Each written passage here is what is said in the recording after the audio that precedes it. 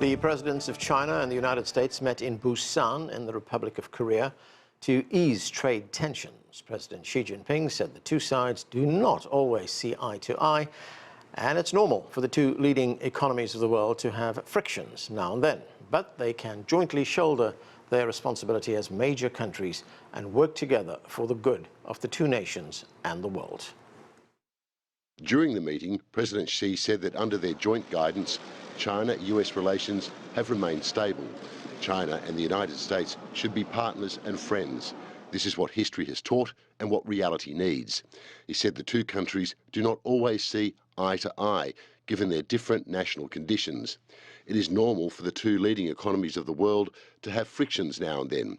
President Xi said in the face of challenges, the two leaders should stay the right course, navigate through the complex landscape and ensure the giant ship of China-US relations sails steadily forward. Xi Jinping expressed readiness to continue working with Trump to build a solid foundation for China-US relations and create a sound atmosphere for their development. President Xi said there is a good momentum in China's economic development. In the first 3 quarters of this year, China's economy increased by 5.2% and foreign trade expanded by 4%. He says this was not an easy accomplishment given domestic and external difficulties. The Chinese economy is like a vast ocean, resilient and promising. China has the confidence and capability to navigate all kinds of risks and challenges.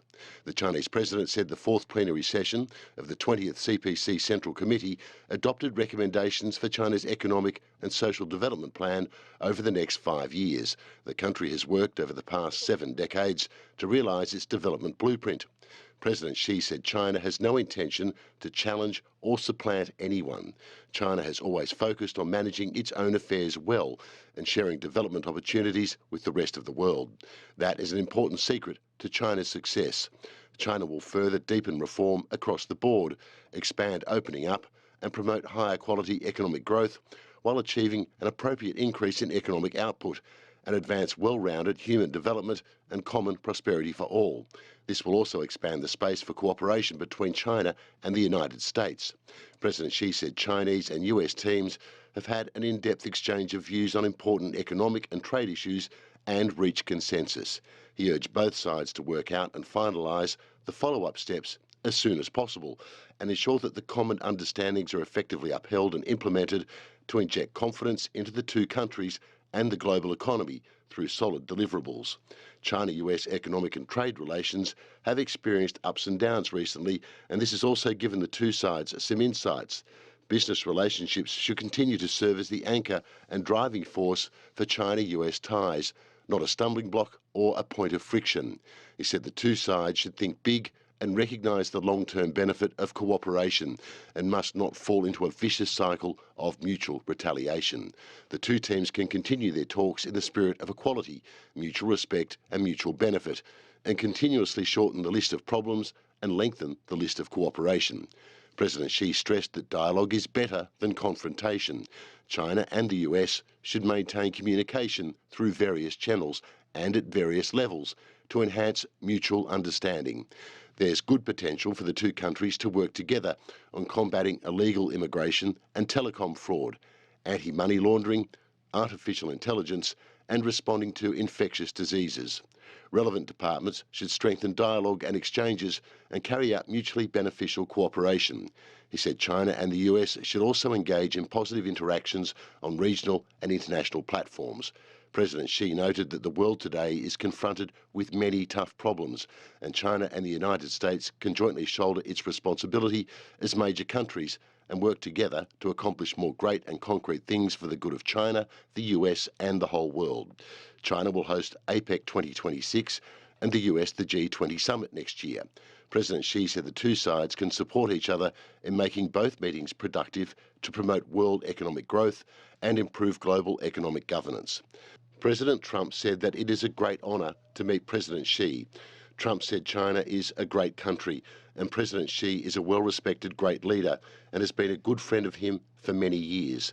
The United States and China have always had a fantastic relationship and this will be even better. He called on the two sides to make both China and the US even better. Trump said China is the biggest partner of the US.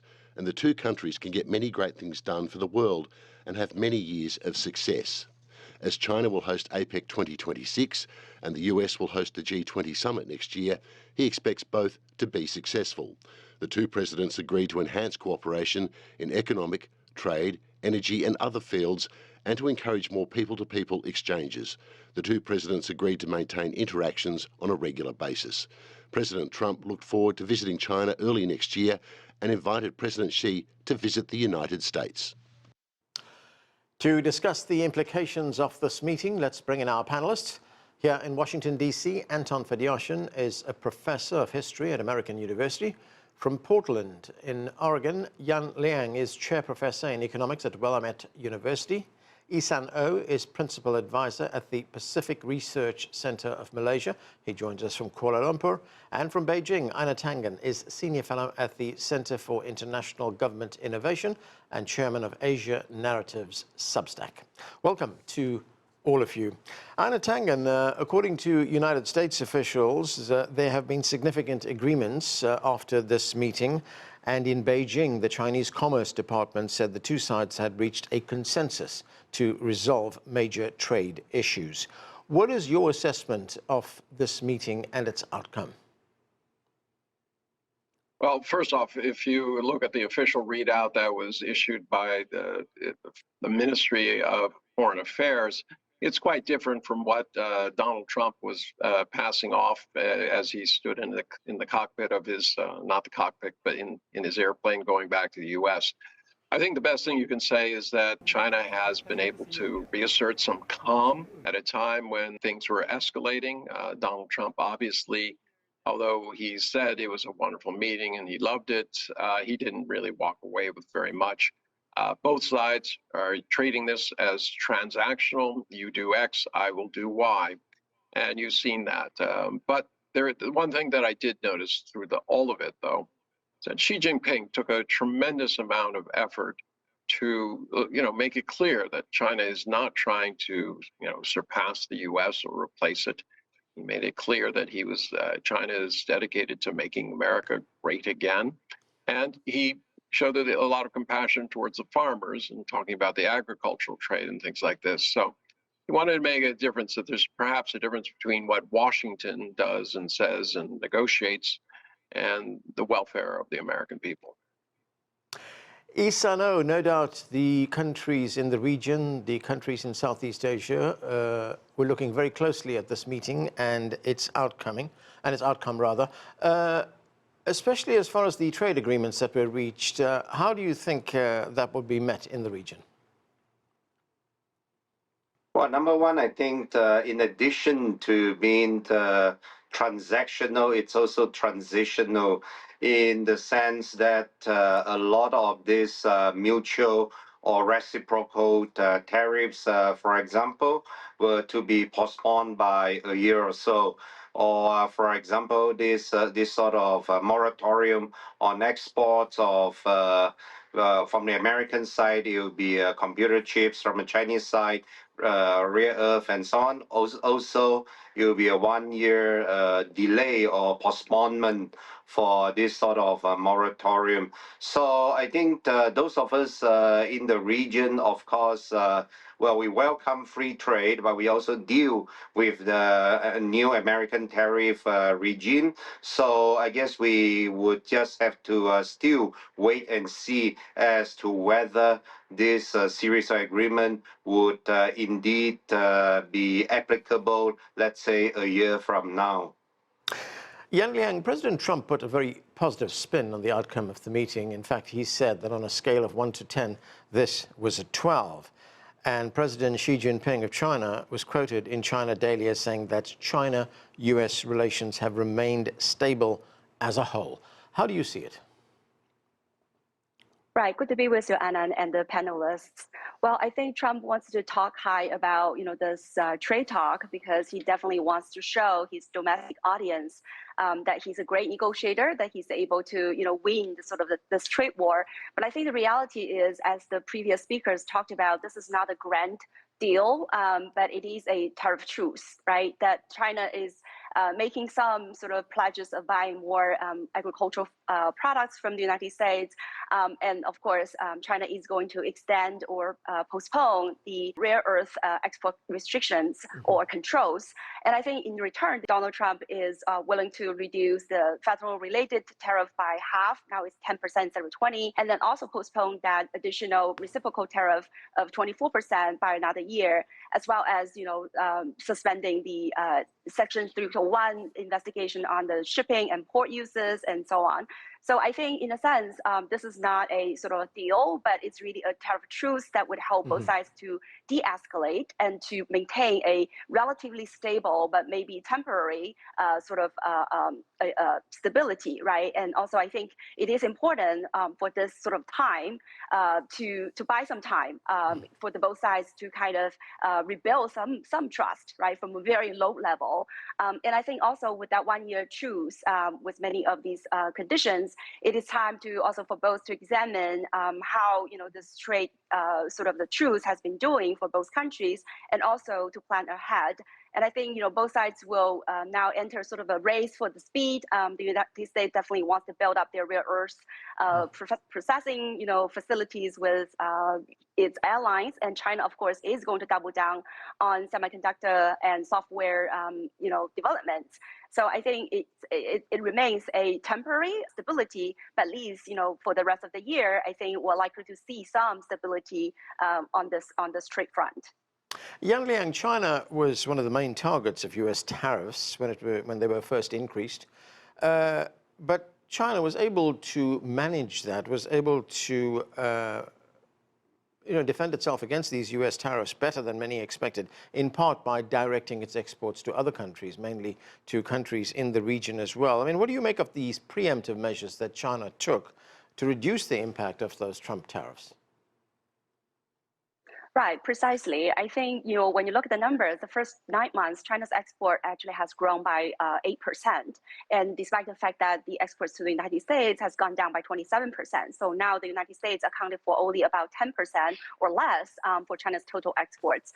So I think, this is a strategy that China has been employing, which is to upgrade its trade structures to really add more value added to its export products. So when you look at the components of China's exports, now the electrical equipment, electronics, those account for over 60% of China's exports. So China is able to, for example, export a lot of new energy vehicles. And again, it's not merely a substitution, I think, for the US market, because China did not export a lot of these EVs to the United States in the first place, but simply because I think given China's products, right, being very highly competitive in terms of cost, but also in terms of great quality and functionality, I think it is able to find a lot more market outside the United States. So I think this is a great strategy in terms of diversifying its trading partners. Now China, of course, has been trading with ASEAN countries a lot. China has been the largest trading partner for ASEAN for 16 years, and ASEAN now has become China's largest trading partner for 5 years now. So I think this kinds of diversification, right, is definitely helping China to weather through the kinds of tariff war coming from the United States. And I think China is not alone in this case, as you see that many countries are willing to fight new trade partners and fight trade relationships because the United States has proven to be an unreliable trade partner since Donald Trump took office. So I think this is totally predictable, right? In the sense that the more I think the United States, cripple the international trade rules, the more other countries will get together and try to develop a different path. Einar, Tangen, the United States also said that China has agreed to suspend the controls that it was going to impose on the export of rare earth minerals. How significant is that? Well, you have to parse this. They said that they'd roll back the current one, the latest ones, but then not the ones that were put in April. So I would expect that dual use and commercial will be okay. There'll still be a licensing regime. Donald Trump's and then Scott Besant's assertions that everything's fine, I think, is overstated. We're going to see that in the next few days. Now, in terms of rare earths, very important to understand the process. It has 4 distinct processes. One is the gathering, one is separating, and then two are light processing and heavy processing. Heavy processing, China dominates 92% of all the rare earth magnets that are absolutely necessary, from everything from guidance systems, from missiles to ships, cars, you name it. 98% are produced by China. And this is not an area where anyone can catch up quickly. It would take 5 to 7 years to just answer the strategic needs, defense needs. It would take 10 to 15 years to do it. It's all about the processing. It's not about whether you have these rare earth elements. It's how you can make them into these very pure forms that are necessary to be used. So right now, Donald Trump knows he's in a weak position. He has said, okay, we will continue this along. He's hoping, as his trip indicated, to find other sources, but he's in a race against time. And quite frankly, even the numbers I gave you would be on their assumption that China stood still. And that really hasn't happened in the last 20 or 40 years. Anton, President Xi also said that he is ready to continue to work with Trump to build what he called a solid foundation for China-US relations and create a sound atmosphere for the development of both countries. But these are two major world powers, two of the biggest economies in the world. I mean, what are the broader implications for the world, especially the region, Southeast Asia, to see a reduction in trade tensions and perhaps to see also a reduction in political tensions? Well, the broader implications, Anand, is that the international system that we all inherited from the 1990s and 2000s, the unilateral system, will actually continue on, but that it will actually bring benefits, at least to most people on the planet. That would be the upside. But of course, that system can only work if the United States doesn't weaponize every single component of it. And unfortunately, American administrations, both before the current one, Trump one, and also before the first Trump administration, had steadily been doing just that. I think we're looking at the world breaking down into large regional, but also trans-regional blocks. In other words, where Asian countries band together and then start cooperating with countries that are banding together in other parts of the world around the US-dominated system. I mean, to me, this is like 1 + 1 equaling 2, and I'm really struggling, to be honest with you, to understand how people in the Trump administration, at least those whose who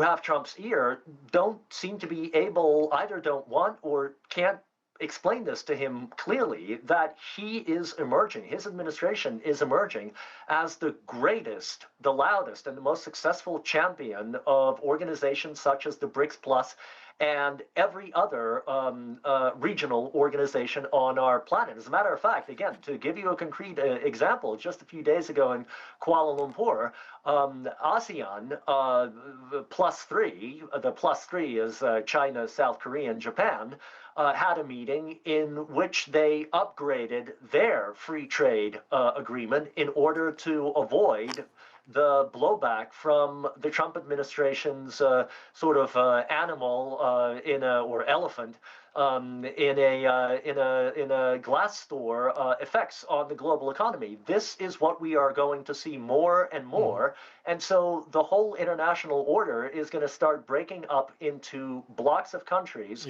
willingly cooperating with each other around the United States and essentially decoupling themselves from the risks of becoming dependent on the American domestic and commercial market, but even more importantly for the dollar. This is the death of the dollar as a reliable currency. It will take a while, but the process is going in that direction inexorably.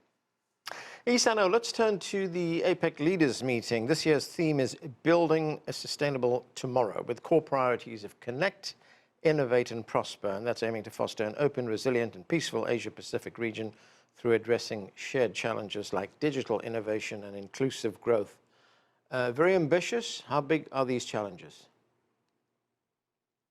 Well, that seems to be an extension of this year's ASEAN theme as well, right? You have sustainability, you have inclusivity, and you have green growth growing forward and so on.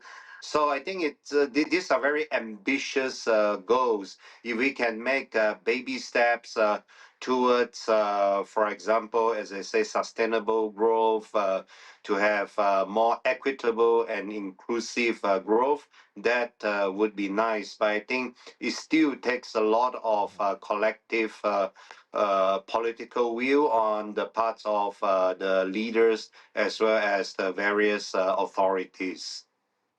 Einar, China will hold the chairmanship of APEC for 2026. How important is this for China as it tries to take the lead in implementing policies of multilateralism, of more liberal trade relations? Well, just keep in mind, if you're watching this, that China is not pushing any kind of ideology. What they're saying is there are basic things that all countries and peoples want. They want security. Security can't depend on the insecurity of others. They want development. They don't want other countries deciding what development or whether you can develop. They want to be respected for the nations that they are. As complex as they are, they need to be known and respected. And that goes to sovereignty. And the last part, there has to be a framework for a multipolar world in which people can settle things with talks as opposed to troops and tanks. And this is exactly what China is trying to do. They would love to do it through the UN, but as Anton indicated, right now you're seeing a huge push, almost organic in nature, as people are concerned about the reliability of the United States and they're banding together. I think APEC, all the countries are being affected in the same way. It is time that they stand up. It's not about coming together against another country. It's about standing up together for mutual benefit and gain. And that's where China can come in and say, look, let's adopt these principles. Let's protect ourselves. Let's make sure that we can provide what we want for our people. Liang, I've just got a minute left. What is your view on the importance of APEC and the role it can play in setting the global agenda? I mean, we have to remember that there was a survey done amongst 16 APEC countries, which shows that nearly 60% rather ranked China as the top driver of sustainable Asia-Pacific growth. Right. I would say the theme of APEC really speaks volume to the common interests of many of the participating countries, right? 21 of them, probably with the exception of the United States, because all these ideas of sustainable growth or development and green energies are really what the United States is departing from. But other than that, I think many countries are on board when it comes to, developing technologies and improving AI governance, data flows, and also, sustainable growth, green transitions. So I really think this is important. But at the same time, I agree with Anna. I think that China's view is that China and the United States are still the largest two economies, as Xi Jinping's opening speech with Trump is that it is essential and beneficial and responsible to steady the ship of this U.S.-China relationships. So in other words, China is going to lead by model. China is going to work with like-minded countries. Whether or not the United States is on board or not is not going to change that direction, but it will be good if the United States will decide to join force. That is really the trend. Okay, and that is where we have to leave it. Thank you to all of you for being with us. And that's it for this edition of The Heat. I'm Anton in Washington.